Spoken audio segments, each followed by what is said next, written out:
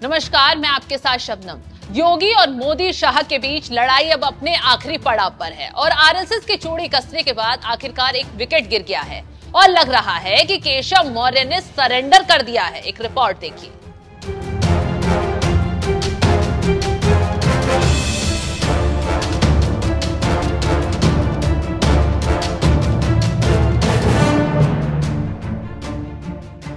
मोदी अमित शाह के हर इक्के को योगी ने बखूबी तरीके से फेल कर दिया। इसके साथ ही साथ आरएसएस ने मोदी शाह को टाइट किया तो योगी के खिलाफ चला रहे अभियान वापस ले लिए और उसी का नतीजा है कि अब केशव मौर्य ने सरेआम योगी की तारीफ की है। दुनिया में मोदी जी जैसा नेता कोई दूसरा है क्या? देश में मुख्यमंत्री योगी आदित्यनाथ जी जैसा दूसरा मुख्यमंत्री है क्या? जब देश का नेता हमारा दुनिया का सबसे शक्तिशाली प्रभावशाली और प्रदेश के हमारे मुख्यमंत्री जब पूरे देश के मुख्यमंत्रियों की तुलना हो तो उसमें सबसे अच्छा काम की अगुवाई में किया जा रहा है, तो पीछे होना चाहिए कि आगे होना चाहिए? अभी अभी ने बहुत सारी बातें, दुनिया में मोदी जी जैसा नेता कोई दूसरा है क्या? देश में मुख्यमंत्री योगी आदित्यनाथ जी जैसा दूसरा मुख्यमंत्री है क्या? जब देश का नेता हमारा दुनिया का सबसे शक्तिशाली प्रभावशाली और प्रदेश के हमारे मुख्यमंत्री जब पूरे देश के मुख्यमंत्रियों की तुलना हो तो उसमें सबसे अच्छा काम की अगुवाई में किया जा रहा है, तो पीछे होना चाहिए कि आगे होना चाहिए? अभी अभी ने बहुत सारी बातें।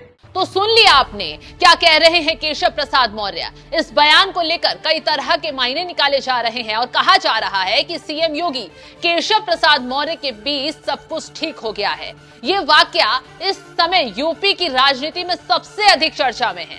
इस अच्छे वाक्य को कुछ लोग हैरानी से बोल रहे हैं तो कुछ लोग वाक्य को सवालिया लहजे में पूछ रहे हैं। अब हम बताते हैं कि केशव जी के मुख से ये तारीफ वाला वाक्या क्या निकला है।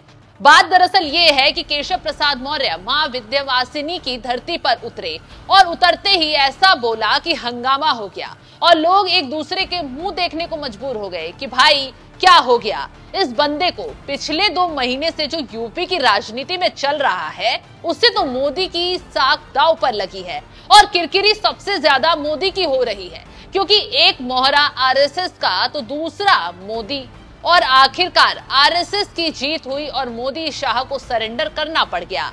आप जानते हैं कि शीत युद्ध की शुरुआत लोकसभा चुनाव के साथ हुई।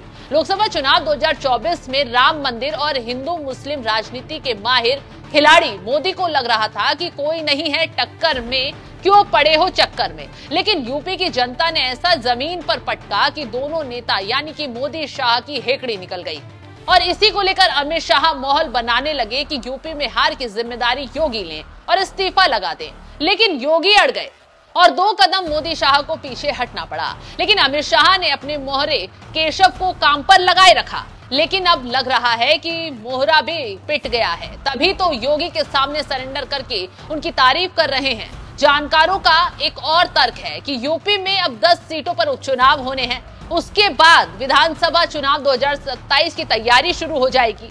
केशव प्रसाद मौर्य अपना भविष्य बीजेपी से इतर नहीं देखते हैं। बीजेपी में सीएम योगी आदित्यनाथ की पकड़ काफी मजबूत है। बीजेपी अध्यक्ष योगी आदित्यनाथ को हटाए जाने को सिरे से खारिज कर चुके हैं। वैसे में अब केशव प्रसाद मौर्य के सामने हथियार डालने के अलावा कोई और चारा बचा ही नहीं था। तो ऐसे में अब केशव प्रसाद मौर्य ने सोचा कि जो बची राजनीति है उसको ठीक कर लें, झगड़ों से कोई फायदा नहीं होगा। उसी का नतीजा है कि केशव योगी की तारीफ करने लगे हैं। देखना होगा कि आगे ये बात सही साबित होती है या झूठ, देखना दिलचस्प होगा। फिलहाल जिस तरीके से केशव प्रसाद मौर्य अचानक खुले मंच पर योगी आदित्यनाथ की तारीफ कर रहे हैं उस पर आपका क्या है कहना, कमेंट कर जरूर अपनी राय बताएं।